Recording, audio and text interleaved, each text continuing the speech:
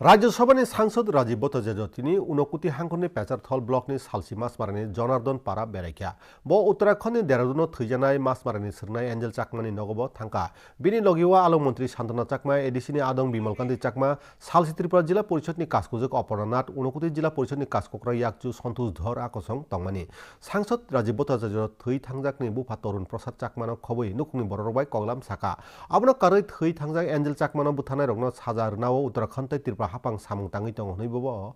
साका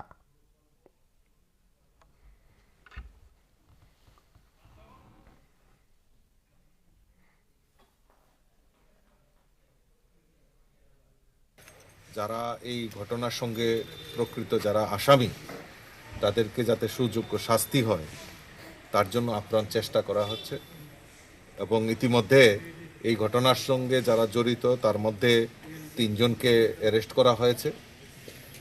এবং যে প্রকৃত দোষী সে পলাতক রয়েছে তাকেও অ্যারেস্ট করার জন্য উত্তরাখণ্ডের পুলিশ শতার্থক ভূমিকা পালন করছেন। তো আজকে আমি ওনার বাড়িতে ওনার বাবা রয়েছেন, ওনার একটা ছোট ভাই রয়েছে, তো ওনার বাবার সঙ্গে দেখা হয়েছে। উনিও একজন দেশের সৈনিক, বিএসএফে কর্মরত এবং মণিপুরের মতো জায়গায় উনি কর্মরত আছেন।